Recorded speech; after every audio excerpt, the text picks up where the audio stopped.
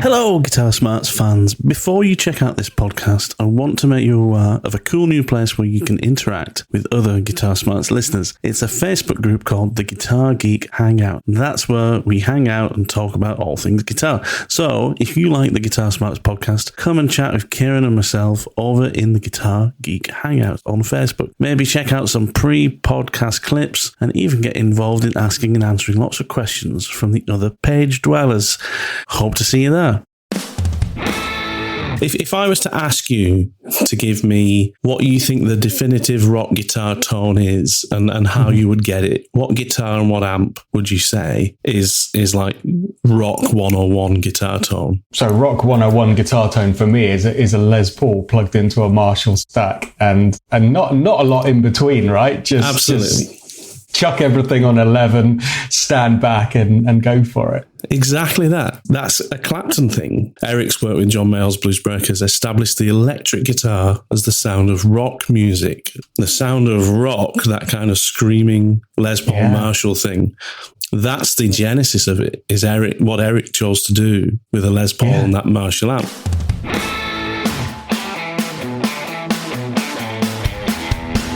Greetings, welcome back to the Guitar Smarts podcast. We are finally back after a long break over the new year. Kieran and I have hardly had the time to talk, but we're finally back in the swing of things. We've got lots of great things to bring you this year. We're kicking off 2024 by celebrating 60 years of Eric Clapton. Back in October 2023, Eric celebrated 60 years as a professional musician and artist, arguably one, if not the most celebrated and revered guitarist of all time. It's hard not to understate his contribution to the world of guitar playing and music making. Over on the Eric Clapton website, there was a fantastic article celebrating this milestone that included a long list of achievements and considerations that reinforced Eric's position as a living music and guitar legend. So this week, Kieran and I dissect that list and find ourselves rediscovering our admiration for Eric's contribution not just to the world, but to our own lives as guitarists. The usual housekeeping. As always, remember to like and subscribe to this podcast so you won't miss the next show. Check out the LinkTree in the description. That provides you with quick and easy links to our podcast page on Spotify, the backing track solo challenges we've recently produced, and some excellent Spotify playlists related to previous shows. But if you click on one link only, make it the Guitar Smarts Guitar Geek Hangout page on Facebook, where you can get to know many other guitar nerds just like us. You can also find a link there to our Buy Me a Coffee page, where you can donate to the show, which is entirely self-funded. Anyway, that's enough from me. Let's get to it.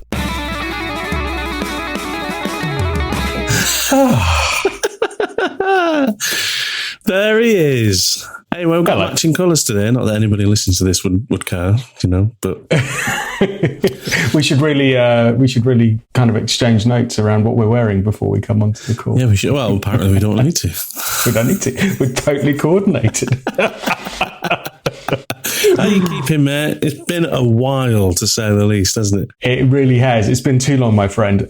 But yeah, I'm keeping really well. I've been busy with work, busy with gigging, busy with family, busy looking at all the latest guitar news and gear, and just going into a rabbit hole of listening to music over the kind of holiday season. And yeah, I'm really good, mate. I'm really good. But I've missed our weekly chats. How have you been? Yeah, good, mate.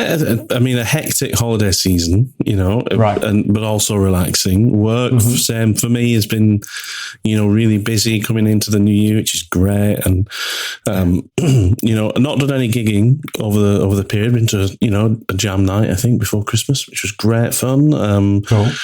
No gigs planned yet this year. But yeah, do you know what I'm enjoying? I'm enjoying just kind of playing at home, doing a bit of practice, and kind of not worrying about gigging and just learning songs and things like that. I really want this year to be like for me, just from a playing point of view, and just to kind of fall in love again with practicing and improving and just learning, because learning's the best. You love that. You love learning. I do love learning, but it's always under that blanket these days of two things.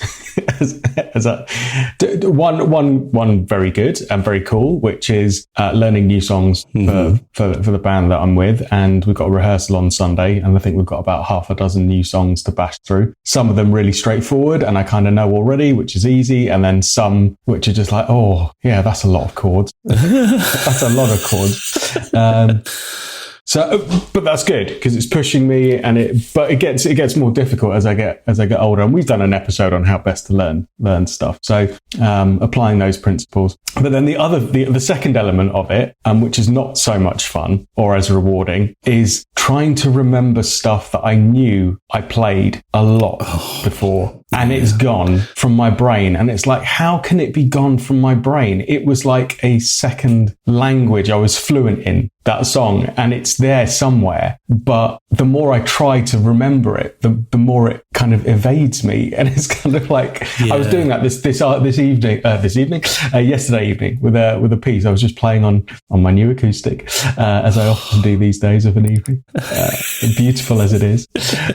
Shout out to JWJ for the most amazing guitar. And there was a Eric Bibb piece that I had learned to death after I went and saw Eric Bibb last year. Could I remember it? Not at all. But rather than looking it up or even listening to the track, I forced myself in a fit of anger to just rack my brains and somehow refire those neurons and go, it's in there. You know it's in there. Find it, you fool. I just love the fact that you did it in a fit of anger. I mean, yeah, it was the final straw because it's just like, come on, I can't have forgotten that. That wasn't even that long ago. It's not like it's a piece that I'm trying to remember from when I was 16 years old and used to play at kind of parties and house parties and stuff like that. Extreme more than words or something like that. God, I can imagine you. Cheesy as hell, man. Pulling extreme out more than words at a party. I know why you're doing that. It's absolutely, it's so obvious why you would play that song at a party that it's unreal. I know. It was obvious to everyone else as well. It was such a divisive song. It's like shooting fish in a barrel. I think I only ever learned like the kind of intro. That's all you really needed. I was going to say, you don't get much further than that. Didn't get past the first 8 bars. Didn't need to. So those are the two things about learning. But you love it, and you do it so well. And I watch your social media clips of stuff as you dissect your learning, and you kind of explain to people what you've been kind of trying to channel and push, and it's there for all to see. And I'm so envious of that neural plasticity that you have and that hunger to keep learning and building and assimilating stuff into your playing. It's inspiring, mate. Well, thank you. I like doing it just for learning's sake, because I enjoy the process of starting somewhere where you can't, in a position where you can't do something or you don't understand something, and then you get to a point where you can or you do understand, and that process is I find really enjoyable.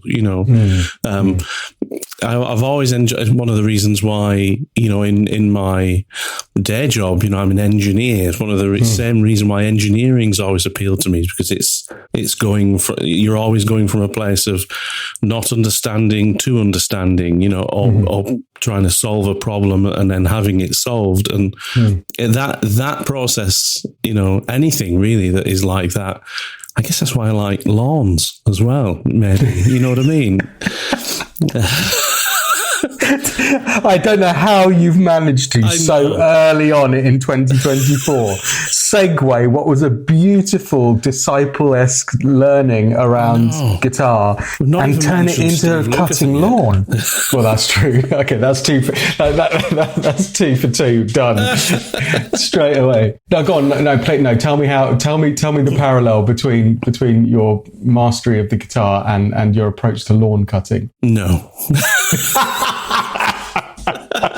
You're just doing it to wind me up. It's just anything where you're trying to improve the outcome of something through the attainment of skills, knowledge, and information. Anything that you could kind of analogize to that process. I think I'll always find that enjoyable. It's a process I enjoy. You get it. Dude, I totally get it. And it kind of brings us neatly onto subject, I guess, for today's topic, because this individual is just a masterclass of that.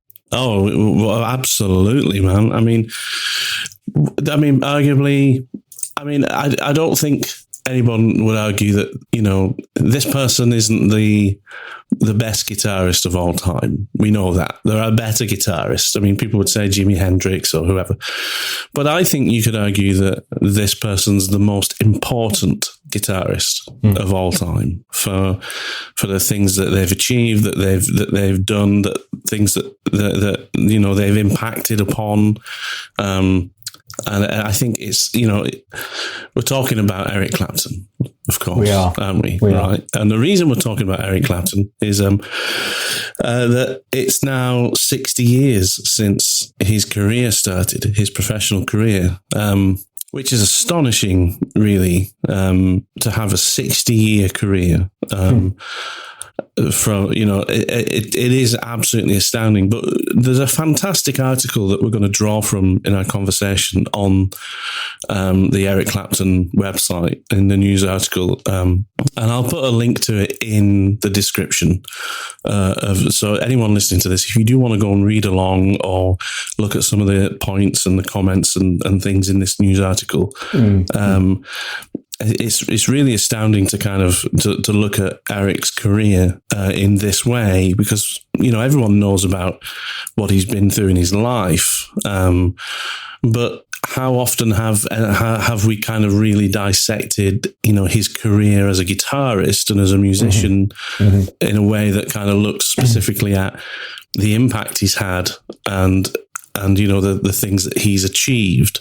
And even me as a lifelong Eric Clapton fanboy, never really looked at it like this in a kind of a list, of things that are important to remember about his career and important to remember about what he's contributed to, rock and roll blues history. And it's fascinating. I don't know if you've had a chance to have a read through it yet, but I have, dude. And you know what? when you sent me a message this week saying, "Hey, how do you feel about talking about Eric Clapton's 60-year long professional music career this week?" It was another example of how in tune we were without even having to speak, because I have been in an Eric Clapton hole of enjoyment for the entire holiday period. Right, there was loads of stuff that I'd been meaning to re-listen to. Obviously, the 24 Nights definitive edition came out last year, and I went round to Damo's house and watched some of that on Blu-ray, and we spent a whole evening basically immersed in Clapton stuff over Christmas, which was great. That was great fun, kind of discussing how he gets his tone and the nuances of it and the musicians. We had a whole Clapton night. You would have loved it, mate.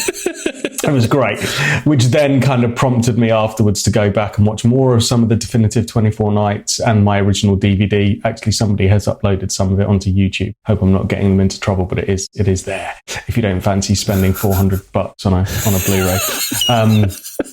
And then I started going back through all the Clapton back catalogue stuff. I read his autobiography a few years ago, and that was just one of the best kind of autobiographies I've ever read. And yeah, just kind of appreciating him again. I kind of dip in and out, and I know you're a huge Clapton fan. I don't know, man. I think arguably he might be the greatest guitarist of all time. If you don't look at it through the lens of pure technicality and kind of like Vai-esque acrobatics on a guitar, when you read that article that you sent me, which is just a beautiful summary of what is an incredible career, you kind of go, maybe he is the greatest guitarist of all time. He's just someone I keep coming back to time and time again to rekindle my love of blues and guitar playing. And you know, when you watch somebody and it gives you that instant urge to pick up and play the guitar and kind of spend some time playing, he's one of those cats for me that does that. I mean, I've said this before, you know, I can watch loads of Guthrie videos and Steve Vai videos and stuff and be blown away by how amazing they are, but it doesn't make me want to go into my guitar room and pick up a guitar and try and emulate that stuff. A, because I can't, and B, it kind of doesn't get to the core of what I love about guitar playing. I just appreciate it with awe and kind of respect.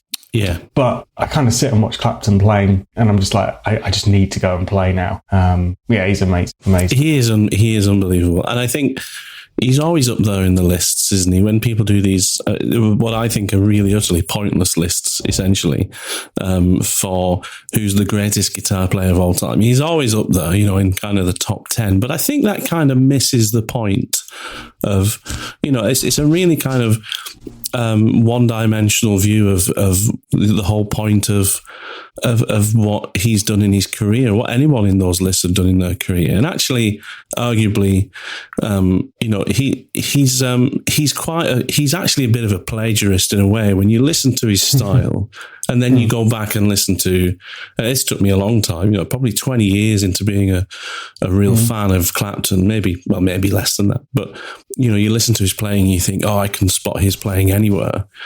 I remember kind of going back and listening to Freddie King for the first time, really, like properly, and then listening to a lot of Freddie King stuff around that would have been around the time Clapton was coming up in his 60s career, you know, with Cream, and then listening to Freddie King and thinking, there's so much Clapton in this, and then obviously going, oh no, sorry, yeah, there's so much Freddie King in Clapton's playing, you know. But I'm not saying that, you know, he's a fraud and that he's just a derivative of somebody else's guitar playing. Aren't we all, to some extent? Well, right? yeah, but he certainly was. I think he was the most important person to bring those guitar players to the forefront and to, you know, to put people's ears on something that, you know, hadn't had, you know, the limelight it deserved, you know. Sorry to interrupt this conversation. However, if you're a regular listener, then do us a favour. Share us with your friends. Spread the word. Help us to grow. Remember to hit that subscribe button wherever you listen to your podcasts. Let's get back to the show. Some of the people that he stole from, in a way, and who he was influenced from, you know, Buddy Guy, B.B. King, Freddie King, all those guys, Otis Rush, all those people that he was influenced by, they had better careers after Clapton. And I think Clapton really is one of, you know, he's probably the most important person of that kind of British blues explosion, that kind of thing that happened in the 60s, you know, with the Rolling Stones and the Yardbirds and Cream, where they became famous over in the US for basically playing US folk music, for black music from the 50s and 60s and earlier than that. They made their own music popular to them. And he's pretty much responsible for those guitarists having a, you know, a longer career. And obviously there's other guitarists as well that would have done that. You know, Keith Richards was a big proponent of those American guys, but from somebody who plays, you know, guitar and solos and kind of sings with a guitar, you know, Clapton, I think, is the most important. And I think people forget that, you know, and he's done that throughout his career. There's some interesting points in this list about that. One of my favorite points that I think people forget about is if I was to ask you to give me what you think the definitive rock guitar tone is and how you would get it, what guitar and what amp would you say is like rock 101 guitar tone? So rock 101 guitar tone for me is a Les Paul plugged into a Marshall stack and not a lot in between, right? Just chuck everything on 11, stand back and go for it. Exactly that. And I you know, I forget that's a Clapton thing. You know, so one of the points in this thing is Eric's work with John Mayall's Blues Breakers established the electric guitar as the sound of rock music. So that's an interesting point, because before then, it was really part of blues and pop in a way that it was an accompaniment, really, and maybe some melodic interest. But the sound of rock, that kind of screaming Les Paul Marshall thing, that's the genesis of it, is what Eric chose to do with a Les Paul and that Marshall amp. And where was I? Sorry. Yeah, so recorded when he was 21, it still serves as the instruction manual for rock guitar. The thick tone, distinctive vibrato and sustain, delivered with biting attack and raw emotion, were revolutionary upon the album's release in 1966. So any one of us that, whatever genre you're playing, anybody who thinks that the best way to get a rock guitar tone is to, stick a Les Paul in a Marshall and crank it, you've got Clapton to thank for that, Yeah, for sure. And the thing that there was so many, it's a short article, right? If you want to go deep into the backstory of Eric Clapton and how he came about, he's quite a mysterious character, I think. I think that's part of the attraction as well. He's not like some celebrity that you just kind of feel you know everything about. And I'm a guitar player. Even I read his autobiography and I was just like, oh wow, I didn't know that, and I didn't know that. And even reading this article, I still, he's quite modest in his portrayal of himself. But really? I mean, there's a bit in this article which talks about the fact that Jim Marshall said that Clapton was responsible for the first combo. Yeah. I was just like, I didn't realize that. And Clapton had said to Jim Marshall, well, I'm playing this Marshall stack and all of that, but I need something I can chuck in the back of my car and still play at stage volume. Exactly. And how we're going to do that. So they made a combo. I don't know. I haven't fact checked all of this, but I love that if that's true, because we all play through combo amps, right? Exactly. I didn't know that either. It's an incredible point. Again, I really had no idea that was something. I mean, so the article says on that, Jim Marshall has said Eric is primarily responsible for the combo amplifier being added to the product line in the mid-60s. Eric asked to have one built that would fit in the boot of his car, but be powerful enough for stage use. The model was later nicknamed the Blues Breaker in a nod to his contribution. I mean, I thought he just got the JTM 45 combo and that was what he used. I didn't realize that he'd asked for it to be a combo just for the sake of convenience. Amazing. And actually, interestingly, talking about Marshall amps, I saw recently, he did an interview fairly recently with Martin Guitars, because he got a couple of Martin Guitars for the Crossroads Festival they did last year. And he was talking about his sound in the 60s with Cream. I think he was talking about his hearing loss. And I think we'd all have hearing loss if his rig was what we used these days to get his tone. He said he basically had 200 watt super lead stacks, or JTM 45 stacks. That super lead probably wouldn't have been out then. But he said, like for the Royal Albert Hall, the way he got his lead tone and his rhythm tone is that he would have both of them cranked, and he would have one of them on for rhythm and he'd switch the second one in for lead. So his lead was just adding the extra amp. So 2 cranked Marshall JTM 45, 100 watt heads. Yeah. If you just imagine that now in a pod. Imagine having 2 of your amps, but the only way you can get your amp to sing like that is to have it cranked, no master volume. Yeah. And then for your lead tone, you have another one. I mean, it would sound amazing. It would sound amazing. I really want to do that. There's some videos on YouTube at the moment of a couple of guitarists that I follow, and they're almost like my slight antidote to the Helix brigade, of which you are one, and everyone else around me, it would seem. And they are cool, actually, I must say. Yeah, absolutely. But these viral YouTube videos are of these younger guitarists coming up, and they're kind of playing through some of the classic old valve amps like the Bassman and the kind of big Fender kind of deluxe amps and stuff. Yeah. And they're like, the only way to get this kind of sound is to just crank them up. So it's almost comedic.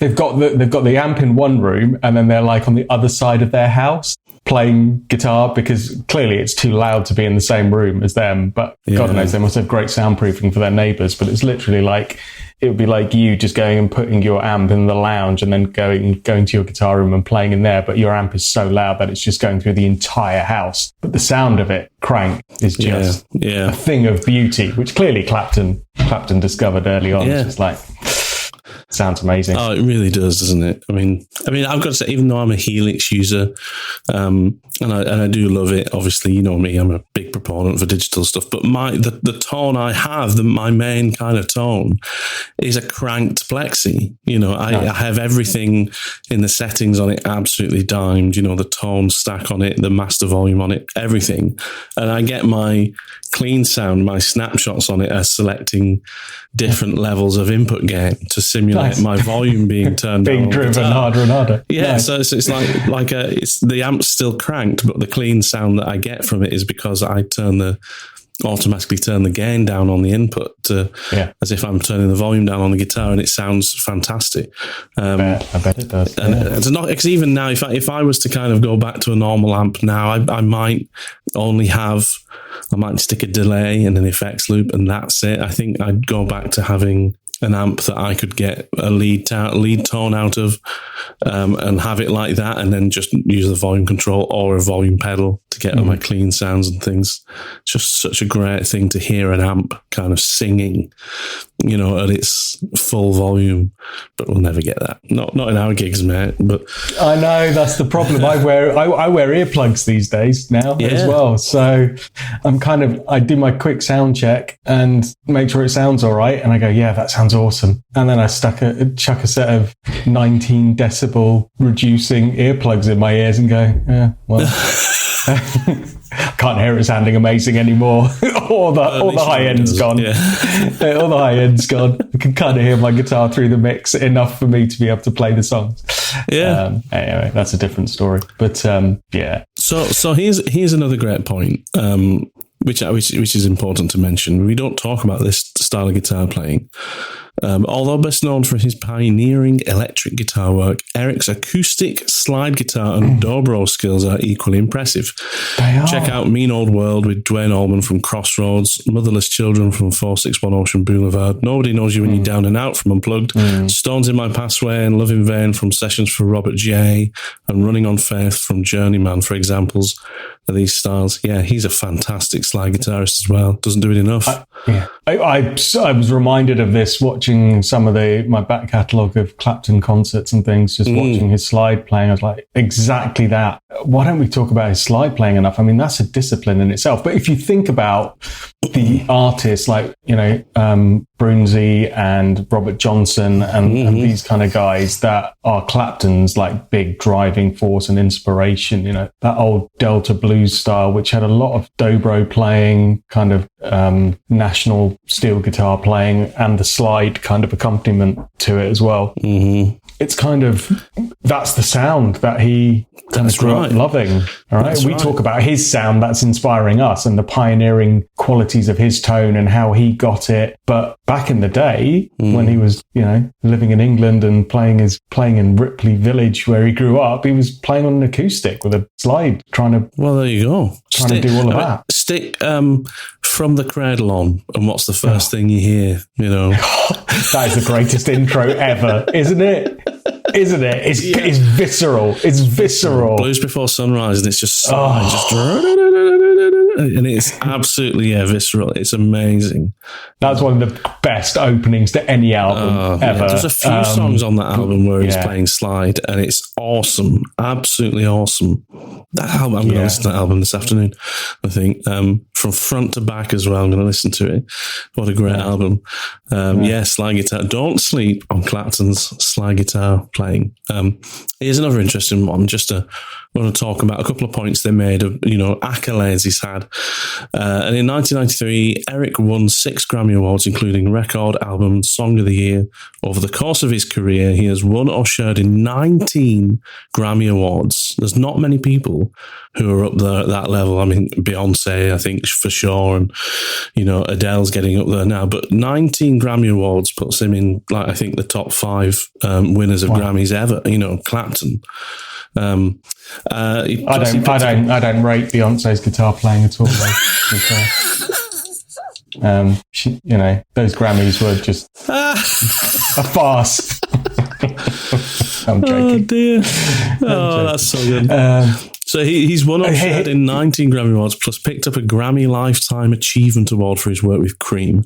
4 recordings have been honoured with Grammy Hall of Fame awards. Layla, I Shot the Sheriff in the rock single category. Cream's Disraeli Gears and Derek and the Dominoes, Layla and Other Salted Love Songs in the rock album category. It says it all, really, to have that many recognitions from, the Grammy Awards. Says it all. Well, it had in here the number of, I'm going to try and find it now. Again, I know we're just reeling off stats, but I just found these incredibly, as you said, incredibly impactful just to see this as a list of things that somebody's accomplished in their lifetime. And this is a 60-year playing career. It talked about how many gold and platinum records as well that he'd achieved in his lifetime, which I was like, that's an insane amount. I'm trying to find it now. I think it's up near the top. Yeah. How many did it say? All right. Oh, yeah, here we go. 103 gold, platinum and multi-platinum and diamond sales awards. That's ridiculous. That is ridiculous. Yeah. Because when you watch MTV Cribs, even if that show exists anymore, I'm sure it doesn't, but probably the key demographic of people that listen to our wonderful podcast will remember MTV Cribs. And, you go into these kind of artists' houses and they've got their obligatory wall, haven't they? Somewhere in the house, probably on a corridor or somewhere. Here's my 6, gold, platinum awards, and that paid for this house and that Lamborghini, etc. Could you imagine if he put up 103 platinum albums in a gold albums in a frame? You'd need an entire flipping village hall. Yeah, I was going to say you'd need a warehouse or something, wouldn't he? To be fair, they're probably all in a box in his shed, But, it is a stat, 103 gold, platinum, multi-platinum, diamond sales awards. His UK and worldwide music awards are equally impressive. Yeah, actually, that's a good point. You're forgetting those 103 are from the Recording Industry Association of America only. That doesn't include the worldwide or UK associations that are equally as impressive. Actually, when you read that part, it's a bit mind-boggling. It is, isn't it? That's not. You can just kind of just go, yeah, I make records, and everyone buys them. Just everyone must have one. Absolutely. I mean, everyone. Yeah. I mean, imagine Unplugged is, I think that is his most successful album. And I'm sure a huge amount of people have got that album. Another great album. But I mean, what an amazing career. This is one that I found interesting. Unable to read music, Eric memorized a 30-plus minute concerto for electric guitar and orchestra and Edge of Darkness, then performed them with a symphony orchestra at the Royal Albert Hall in 1990 and 91, along with a selection of his biggest hits. Now, I didn't realise that 24 Nights thing, obviously we've heard some of the tracks he did with the orchestra part of that, like he did Bell Bottom Blues, Hard Times, and he did Edge of Darkness and stuff, and they're just kind of the tracks accompanied with symphony. I thought back then that was what that night was about. It was kind of like, I want to play my gig, but I want a symphony behind me. I didn't realise such a huge part of it was actually a symphony performance that he put himself into as well, which is incredible. I've never heard anything like that until more recently when Hans Zimmer's gone on tour with doing a lot of film music with a lot of live musicians like, Guthrie Govan and people like that. So I feel like I've missed out on hearing stuff that he's done. I'd love to. Is there anything in that new 24 Nights thing that shows more of the symphony performances? There's a whole. I mean, if you buy the, I think again, somebody in our Guitar Geek Hangout will correct me, but when you buy the definitive edition, either on CD or vinyl, you get 4 Blu-rays. Each Blu-ray is a separate collection of the rock night, all of the performances from the rock shows, all the performances from the blues shows, and the whole orchestral thing. So you can watch an entire kind of, I guess, hour and a half, 2 hours worth of all the best of the orchestral night put together. But it's an entire orchestral performance of his collection of songs. Yeah. And it's the way you kind of watch it, it kind of makes you realize that he's standing right next to Michael Kamen as the kind of front person to this orchestra, and it's the only time that you see him what I would say slightly nervous or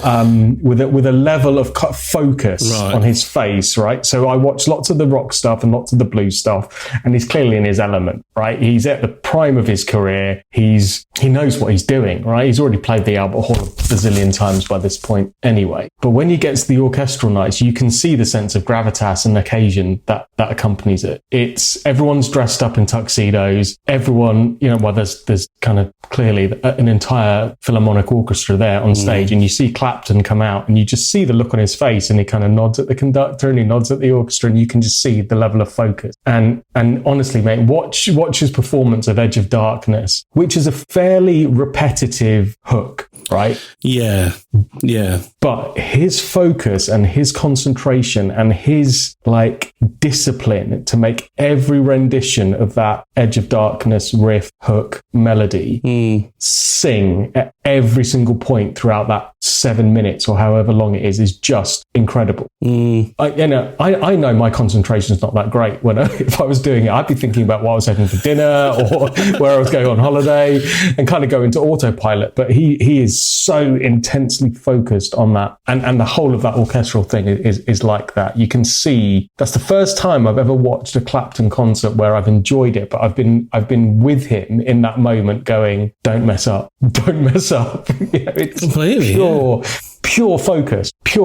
Wow. Well, I need to watch that. I love that track, Edge of Darkness. And actually, that repetitive refrain, that you mentioned, that sounds so simple and yet seems to me to be so deceptively difficult to play because of the bends and where he's playing it to get that particularly kind of snappy strat tone that he has. Because you can play it quite easily higher up in that 12 position pentatonic scale, but then you're doing the bends on the G string and you kind of get that thicker sound that you do. He's playing it on the B string at that 7th fret position, and it's a little bit more tricky because he's doing some very, very, he's doing microtonal bends, and it's almost like a modal thing, but it sounds so simple, but it is actually, you've got to really work hard to get the intonation right on those bends. Almost every note he's playing is bent, isn't it? Correct. And it's so hard to make it sound right because everything microtonal, where it kind of moves up to the note. If you're bending too fast, you miss the point of the melody, I think. And yet, I've tried playing that so many times. I always have to sit and work really hard on getting it right. But it seems to come so naturally to Clapton to play in this kind of lyrical way, like a singer would sing something, and yet it still sounds like only something you could only do on a guitar. And for all his skills and chops as a guitarist, over the years, when you listen to albums like From the Cradle and 24 Nights, when his chops were quite good then for a guitarist, he was able to do a lot of quick stuff and some interesting parts to his improvisations and things. He's always at his best when he's doing something for me that seems kind of like he's trying to replicate, like Derek Trucks does, he's trying to sound like a singer rather than a guitarist. It's almost impossible to replicate. That's why it moves me. That's the kind of thing that gets me to want to pick up the guitar. But sorry, to your question, that you get a real sense in those with the orchestra night the arrangement. You just have to listen to the arrangements. It's all different. All right, it's not just him doing his normal stuff with Nathan East and Greg, and then the orchestra have kind of fitted in around it. Not at all. It's all been arranged as ensemble pieces with the orchestra, and you listen to it and you go, okay, wow, he's not just playing, he's listening and interjecting and playing off of the orchestra, and and vice versa with him. So that must have taken some doing on all of their part to get that to gel in that way. But I think he'd already worked with Michael Kamen on that Edge of Darkness TV series to come up with that. And so Lethal Weapon as well, I think. Yeah, right. I think because Clapton, David Sanborn, and Michael Kamen, I think, were the composers for the Lethal Weapon soundtracks, which I've got to say, when you listen to Clapton's contribution, you're like, are you a composer on this? Or did they just say, can you come and riff on this stuff for a day? Yeah. You know, You know what I mean? Exactly. What this saxophone and orchestral piece needs is some licks every so often. Yeah. You know what you did on Edge of Darkness? Could you just kind of do that on here? Yeah. But, yeah, it is good, man. But, I mean... it made those films for me completely. I mean, I love those films growing up anyway. And I loved those films before I loved Clapton because I wasn't into guitar at that point. And it was only then latterly going back and watching those films as a teenager, having got into Clapton and guitar and then the penny had dropped. It was like, oh, that's why I love the music on these. Even before I knew what guitar playing in Clapton was, it was just like, this is Clapton, isn't it? Gotta be. And then I went and realised, I was like, yeah, that was Clapton. Yeah. I always loved the music on those films. Oh, for sure. I mean, we're talking like mid-80s as well, aren't we? And I've got to say, for all the like blues stuff and early rock stuff, and you know what he did with Cream, basically, you know, was the genesis of. What he did with Blues Breakers was the genesis of rock guitar. We spoke about that earlier on, rock guitar tone as we know it. But what he did with Cream was the genesis of heavy metal.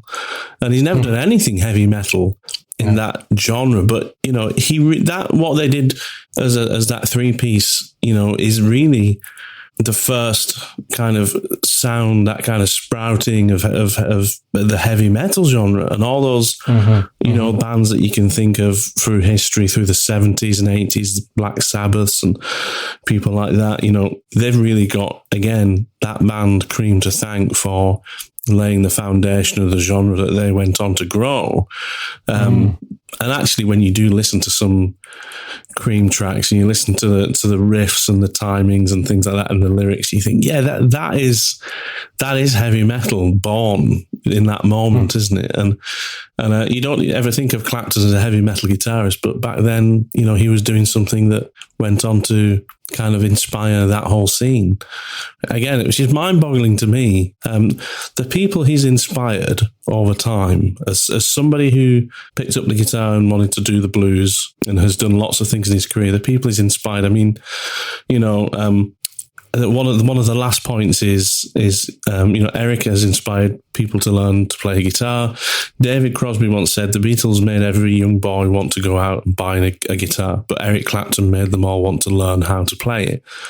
And many have honed their skills by, yeah, absolutely. I mean, that is such a good point. Many have honed their skills by playing along to his records, including Richie Sambora. We can't really thank Clapton for that, can we? You know, but I love a bit of Sambora. That one solo he plays on all his songs is fantastic. John Mayer, and then even in 2014, Ed Sheeran said that Eric inspired him to learn guitar after watching him perform at Queen Elizabeth II's 2002 Jubilee. So even going up to now, you know, Ed Sheeran is arguably the world's biggest star at the moment. Yeah. You know, he's streamed more than anybody on Spotify. He's probably the biggest pop star there is right now, and he credits Eric Clapton with being his influence. I mean, that's mind-boggling to me that somebody who started a career in 1963 as an 18-year-old could still be cited as the main inspiration for the current world's biggest star, you know, 60 years later. And if that isn't kind of vindication for him being, as I said at the start, the most important guitarist, not the best, but the most important. Yeah. You know, maybe that is, but I mean, what a career! Just there's a performance. Actually, that reminds me, we're kind of coming full circle. There's a performance of Ed Sheeran with Beyonce and Gary Clark Jr. That was at some awards paying tribute to Stevie Wonder. I think I've just dropped all of the names there in one sentence, but it's a great performance. Actually, Beyonce is on fire, and Ed Sheeran comes out and he's playing a Clapton Strat. Is he really? Yeah. I'm pretty certain it's a Clapton Strat. It's kind of, I'm sure it's got like the kind of artwork from. Oh, is it one of the Crash guitars? Yeah, with the kind of fancy abstract artwork on it. Yeah. And I was just like, he's playing that's a Clapton Strat, isn't it? And that made me go, fair play. Fair play, Ed. Fair play, Ed, indeed. Yeah, that is cool. Yeah, man. He just keeps inspiring generations and generations, which is very cool. Why do you think that is, though? I mean, is it because of the period of time that he came from? I mean, do you think it's possible to do that now? Do you think there'll be another Clapton? Good. That's a deep question, man. That's a deep question. I mean, you could look at it academically. Why is that? Why is it, right? So part of it is what you rightly said in terms of that's a 60-year long music career, clearly spanning decades, but multiple genres. And as we've often said, he was doing these things first, right? So that feeds into the enigma and mythology of it all, right? It's like he was doing this originally, even though he'll cite his own influences and people that he learned off and cribbed off. Many of us will go, well, no, he was the first person to kind of do Rock 101 and plug that Les Paul into a Marshall and make everyone's face melt in that way. So there's always that kind of mythology around it, which people, irrespective of which generation you sit into, will want to trace back and go, well, who did this first? Who did that? He's still alive and touring, and the good torch is being handed down from generation to generation on, okay, you're into guitar music, are you? Well, listen to this guy. He's the one that did it all. So there'll always be that. He's not one of those like it kind of reminds me of this story that my friend told me. My friend is not a huge muso. In fact, he's into kind of electronic dance music, but professionally, he's a town and country planning officer. And he went to this house one day, big place, and kind of rang on the doorbell because he had an appointment there to kind of do some consultation on some sort of building works and grounds works that were happening on this estate. So he knocked on the door and kind of went in through the gates and all of that, and was greeted by this nice old guy. And he said, "Oh yeah, you're here to do that. Okay, yeah, no problem. If you go down and see this guy down the other side of the estate, he'll meet up with you and tell you what we're looking to have done, etc." So he did that. He did his appointment, and he left the grounds, and he was driving back home, and he was just like, I'm sure I've worked for that guy before. I've done some work for that guy somewhere. I can't remember going to that estate before, but I must have done some work for him before because I know him. I know him. He's so familiar. And then he drove on for a few more minutes, and then the penny finally dropped, and he realised it was Eric Clapton, and he'd been on Eric Clapton's estate. And he called me up and he goes, "You never just guess where I've just been." And he told me this story, and I was like, Jesus, come on, man. And he said, "How did it take you so long?" And then I kind of thought about it and went, well, because that is who Clapton is. He's fairly unassuming to most people. And he's not this kind of celebrity that you see splashed around all the media all the time. He just kind of keeps himself to himself. But what transcends all of that is he makes these records that just stand the test of time. I mean, that opening intro riff to Layla is forever embedded in the annals of rock history as one of the greatest guitar licks ever, right? You can't take that away from anyone. Not in the slightest. But also, and that riff almost overshadows a really wonderfully well-written song. When you think about, what that song is about and how it's sung, with the emotion it has, and knowing also historically that it was written about something he really was happening to him. It was about a situation that was true to him in his life at the time. It takes on a whole new meaning. And then Rick Beato did a video about Layla recently. And he said, you don't hear songs with codas anymore, as in like an ending section that's different to the rest of the song. Very few songs have codas, like Stairway to Heaven has one, and Bohemian Rhapsody has one, and Layla has one. And that whole section where it changes from, the D minor to that C major thing, Rick Beato was explaining some of the chord changes in it, and he's saying why this is actually really beautifully written and really complex and not just a simple C major thing. And I've after loving that song for so long, I've grown this new appreciation for it, because him and Derek and the Dominoes and Duane Allman really wrote just one of the finest rock songs of all time. For sure. Beautifully produced, amazing guitar work, fantastically well written, unbelievably emotional from a subject matter point of view, and then just that ending section is, I could listen to that all day long. No problem at all. I would not get tired of that. And then he goes and recreates it in the 90s in Unplugged. With just like, let's just do a little swing version of it, and then it's just like reborn and unbelievable, Well, so your question: will there be more like him? I mean, we've discussed this before in other podcasts, won't they? Is the guitar hero dead? Are we seeing the last of the great guitar heroes?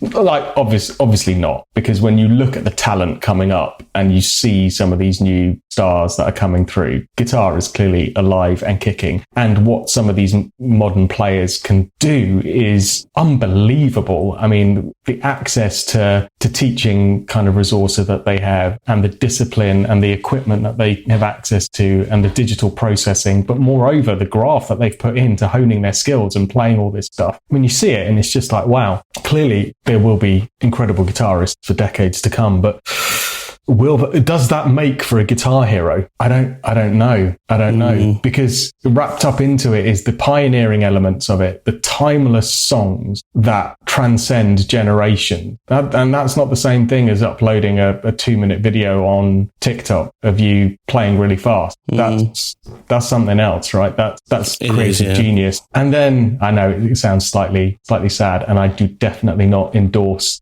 this lifestyle, but there's this whole thing around like Keith Richards and Clapton and these kind of guitar heroes that just can't be killed by conventional methods. Like they lived through some stuff, man. They should have died like 1 billion times.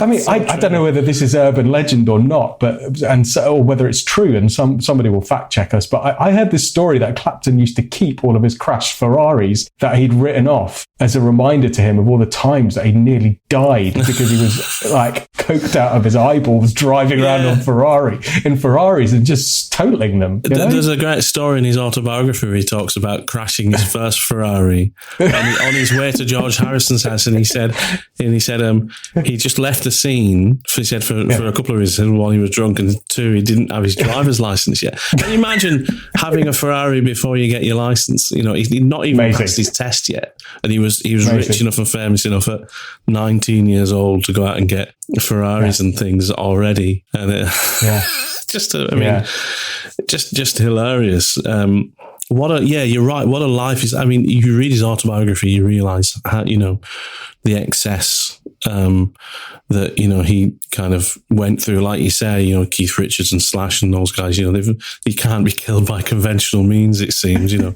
but I mean, Clapton talks in his autobiography about once doing a concert in America where he was so out of it that he couldn't stand, so he laid the microphone stand down on the floor and just lied on the floor, and he did the gig lying down. I love that. I mean, I love it. I mean, I don't endorse it, but I just love that. Don't endorse it. Exactly. It's pretty cool, man. It's pretty cool. Yeah, it is. Kids don't do drugs, but No, exactly. I got to say as well, by the way, because I've always loved 80s music. I love 80s music. All that stuff we talked about, Toto and people like that. Or anything that's that kind of 80s hair metal and rock, or anything just sounds 80s to me. Madonna, all that. So it's just great music, and I really love some of the stuff he did in the 80s. Yeah, like the August album for me is one of my. It's one of my most 80s sounding thing ever. I love that album.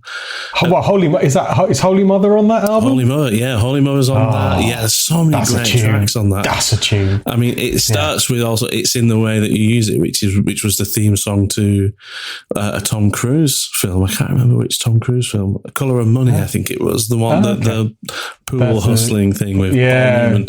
Paul Newman. Yeah. I love that album. album so much. That's such a great album. But yeah, I mean, what a career. What a career. I mean, I don't think we'll ever see anyone have the impact that he's had. We're talking about him as if this is his obituary. I mean, you know, he could have another 20 years of a career in front of him still yet, you know, if he lives quite a long time, you know, if he is indestructible, then... Well, I went and saw him I think he is. I went and saw him in his 70th birthday year, Royal Albert Hall performance with Damo, and we went and we got that memory. And I remember reading the brochure. It's not called a brochure. I forget what program. It's called. Right, but thank you. The program for the evening, and it was like, this is his farewell thing. This is the last time. He's 70 years old now. This is it. Royal Albert Hall, incidentally, of which he's played 218 times. That was another stat. That is ridiculous, isn't it? 218 times at the Royal Albert Hall.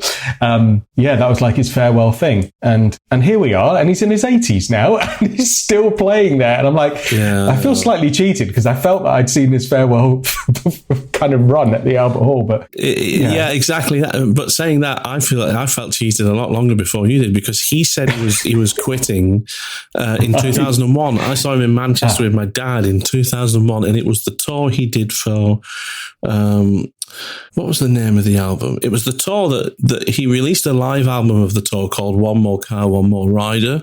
Yes. Remember that live album? And it was Reptile. I do. It's great. It was a Reptile album tour that he did. He did a world tour, and it was fantastic because he had Billy Preston on keys for the US part, and he had these three soul guys that would come out and do backing vocals that are recorded on the album. I can't remember what they're called. My dad will be listening to this now, screaming at me. You know, but he said in the program of that, this is probably going to be it for me. You know, because I'm like 2001. He would have been 56. I think. Okay. He was born in 45. So, so he was saying how he just met Amelia, his then and still current wife, and that he was going to call it a day after that tour. And then like a few years later, he started the Crossroads Festival. And then he did like 2 Crossroads Festivals, and that'll be it for Crossroads Festivals. He's done about 74 of them now. And I've loved every one of them. Yeah, hey, they're great platforms as well for turning me on to new musicians and new guitarists and seminal performances of artists that I've watched at those Crossroad festivals. Unfortunately, all on TV, not having been there in person. But there's some great Crossroads gigs that have been. And he's touring this year. I mean, he's got 1, 2, 3, 4, 5, 6, 7, 8. He's got about 15, 16 dates around the world this year, ranging from he's doing the Albert Hall again. He's doing the Albert Hall again. He's doing Paris, Lyon, Nimes, Curitiba. I have no idea where Curitiba is. I think it's just outside, Chingford, something like that. Rio de Janeiro, Sao Paulo. He's all over the place. And actually, I've got to say, I think the Manchester gig he's got on the 18th of May this year is at a venue called the Co-op Live, which is a new Manchester arena. And I think he's the first gig. Which is kind of, again, when you think about who's out there, a Manchester arena right in the city centre, the new venue. And you think, who would you get to open that, to do it? And it's Clapton, the greatest guitarist of all time. Who's the greatest guitarist of all time? That's still touring. Could be wrong. Maybe they've booked somebody before him. I'm pretty certain he's one of the first people to be playing that new venue. But long may it continue, I've heard he's playing recently. I've got to say, you can tell, it's a bit like when B.B. King got old, and you'd listen to his playing.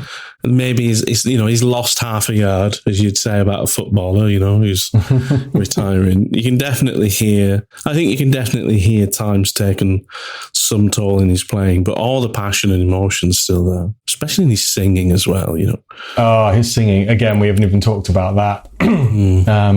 What a voice. Well, I was watching it the other day and he stands so far away from the microphone. It must be a sound engineer's nightmare, but his voice, he's got so much control and power in it. Yeah. I think that's something he talked about in his autobiography. I think it was Live Aid. He did Live Aid, didn't he, in Philadelphia? And one of the he did Layla. Phil Collins played drums with him because you remember Phil Collins was famous for playing at Live Aid in the UK, and then he got the Concorde over to the US and played at Live Aid in the US as well, all on the same day. He was the only person to have played both Live Aids on the same day in 2 different continents.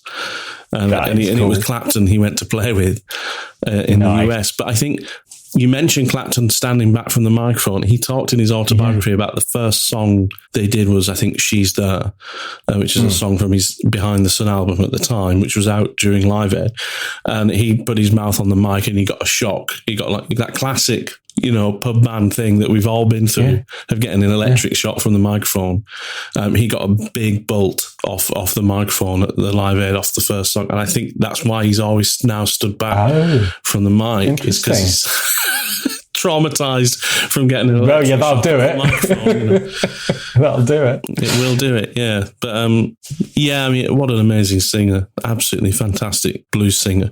One of my favourite vocal performances of his was, do you remember in the 90s he did a concert at Hyde Park? Yeah, I was there. Were you there for that concert at Hyde Park? Yeah, weren't you? You were there as well, weren't you? Not in the 90s. I was there. Oh, sorry, in the 90s. When he did 2008. And no, I was at that one. You were at that. Yeah, I was yeah, that's the one I was. Sorry, I missed the bit where you said the 90s. Yeah, no, sorry, okay.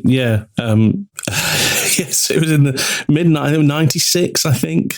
It was the tour. I saw him in Manchester for the tour the year before, I think, that he was doing. And then he did the Hyde Park. It was like British Summertime Hyde Park or something, and Alanis Morissette was the act before him. She was huge, just coming off the back of Jagged Little Pill, and he headlined it, and he thanked the crowd at one point. He said, "Thanks for showing up," and he said in his autobiography afterwards, actually, he said that was one of the gigs that made him realise he still had an audience. He didn't really think anyone liked him anymore. He didn't think people were going to show up. But he does a version of 5 Long Years from the Cradle in that gig, and his singing in it is unbelievable. So you can see he's angry. He's taken the character of the person singing on board. If you know the lyrics to 5 Long Years, it's about angry, I do. Pissed off man, right? Who's really he's a really angry bloke. And by the end of the song, you think, did you write this? Is this about you? Yeah. And he's so angry at the end of it. He does this thing at the end of the song, where he the band does these stops. She had the nerve. She had the nerve. And I swear, you see him do it, and he's all face scrunched up, and he's so visceral. It's just makes my puts goosebumps on my goosebumps. I'm gonna mangle this, but there's a line in there somewhere where he talks about next time he gets married, he's gonna send her out, and she's gonna work and bring home the dough. Make her work and bring home the dough. That's the lyric, isn't it? Finally learned my lesson. Should a long time ago. Next time I get married, gonna make her work and bring home the dough. It's such a great. It's entirely misogynistic and has no relevance in 2024. But there's just visceral old school blues lyrics in there about being mistreated, and that's a great song. Yeah, that's a great. Good. I'm gonna have to go and listen to that in a minute. I think I know what I'm doing. Then the Clapton Strat itself for guitarists. Dude, it's a great instrument. I almost bought one over Christmas. Almost. Really? There was a pewter Clapton Strat. Don't you dare. I know. I thought if I did buy that, you would be so pissed off with me. But no, check this out. It was a pewter Clapton Strat. Yeah. But it was the newer production run. So it was a 2019. Okay. But with lace sensors. Somebody had retrofitted, or they? So somebody had retrofitted it, right? So because they stopped putting lace sensors in the Clapton Strats in 2001, 2002, something like that. Yeah, around that time. Yeah, and moved over to the vintage noiseless pickup. So and this was going for £1,600. That's a bargain, and it looked mint. And I ummed and ahed and I debated it, and I had it in my shopping basket, and I was like, oh. oh, should I? And I thought, I'll sleep on it and I'll leave it a couple of days. Forgot about it for a couple of days, checked it about 3 or 4 days later, and it had sold. And it would at that price. A mint condition 2018 pewter Clapton Strat, which someone had retrofitted lovingly with lace sensors instead of the noiseless pickup. And should I add, at the price of pretty much a standard American guitar, you know what I mean? There you go. And here's something. If you spend that 1,600 quid on a standard American Elite Strat or something like that, 5-10 years time, you'll get $1,000 for that guitar. 5-10 years time, the Clapton Strat, you'll get your 1,600 quid back all day long. And then some. Yeah, absolutely. It's a great Strat. It's a really great Strat. I'm jonesing for one. The thing is, I keep having to tell myself, I said I would never buy another Strat because I know how to assemble one from its component parts, as you've done so skillfully with your gold one, because it kind of demystifies the Strat a bit for me. But yeah, maybe there's a project there this year just to build one myself, put the TBX stuff in it, the mid boost and the tone circuit, because I do love that, and I don't have a maple boarded Strat. I've always gone for rosewood, but yeah. I am, and the lace sensor thing, which you've got. You put lace sensors in your gold. Lace sensors in that came from an original lace sensor Clapton Strat that my good friend Conor McDonald sold to me. Not the Strat. No. He sold the lace sensors on the provision that if I ever get rid of them, he gets first shout kind of thing. Fair enough. Fair enough. Because he plays a couple of Clapton Strats. I think he's got a couple. He might have a few, but he prefers the vintage noiseless ones as well. Does he? Yeah, he prefers those to the lace sensors. That's interesting. I know Clapton uses the noiseless now, but I'm reading all the blogs and the posts and stuff again. Maybe it's nostalgia, maybe it's kind of indistinguishable marginal gain stuff. But a lot of people hark back to the lace sensors. But I just think they're a vibe, the way they look with their kind of can't see the. I think you could give Clapton a cricket bat with an elastic band around it, and he'd still sound like Clapton. Correct. And that's why that pewter Strat, which is my favourite, preferred colour for a Clapton Strat, and the lace sensors, to me that just looks beautiful, absolutely stunning. I would love to own one of those. Is there something about a maple boarded Strat with pewter and the lace sensors that make it somehow look sleeker? It's like a cross between a Stradivarius, a Mercedes, and a fighter jet. Do you know what I mean? Isn't it? It's like this kind of hybrid thing of incredible beauty, amazing kind of possibilities, and just sheer kind of terror at the same time. You know, it's like a gun, because it is a gun metal color. You know, it's incredible. It's just the pewter Clapton Strat with lace sensors is the GOAT guitar for me. I think so, man. I think so. I just love it. But then I reconciled that Clapton would still sound like Clapton if you gave him a Squier Strat and told him to plug into a Spark amp. And why was I buying this? Because it looked really cool, and I just watched 24 Night. And was it going to make me sound any more like Clapton than my lovely Strats that I've got? No. Yeah. So I let that one get away quite happily. But if I ever find myself a multi-millionaire and just with money being no object, then I'm going to buy 10 of those pewter Strat just for the fun of it. There you go. Me too. They're just stunning. And then do what he did with Blackie. Find the best body, the one that's got the best electrics, the one that's got your favourite neck, build it all together, and you've got your own grey. No, it doesn't work. Beauty. But that's the thing, and that's the other thing that I reminded myself of, right? Was a Strat is a Strat, right? Yeah. Or fundamentally, if you know how to set up a guitar well. Yeah. He's gone through, and we've talked about it in this episode, he went from the whole Gibson Marshall thing through to the Strat and Fender amp stuff. There's the Clapton blues concert that I watched the other day, the one where he's playing all kinds of guitars. He plays the 335, like the one that I've got, and it's still just, it's not about the guitar you play, and he's kind of testament to that, and particularly a Strat. Blackie was a Frankenstein, right, of various different Strat bolted together, as was Brownie. I think Brownie was as well. Like Gilmore's Strat's a complete Frankenstein, as Stevie Ray's Strat was a Frankenstein with a different neck and a different body.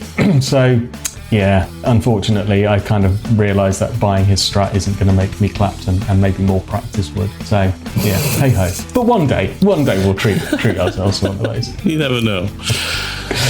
Right, dude. Hey. I think we celebrated Clapton plenty. I gotta say, actually, for everything I love about Clapton, there may be some people listening going, "How are you talking about that guy when he's said so much nonsense over the years?" Yeah, I don't condone anything that he's said over the years, and I think he's said a lot of stupid stuff over the years. But from a musical point of view, performance point of view, as his importance as a musician and an artist and a contributor to art in general, I think it's well worth this celebration, and this discussion.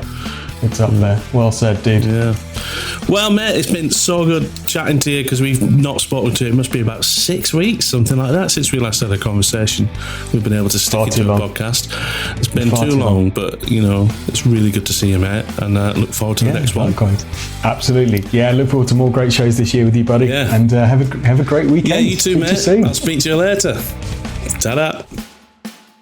Thanks so much for listening. If you like what you hear, then why not give the rest of our shows a good listen too? And if you like our podcast, are a regular listener and want to show support to the show even more, then consider buying us a coffee over on our Buy Me a Coffee page. Anyway, see you next time on the Guitar Smarts podcast.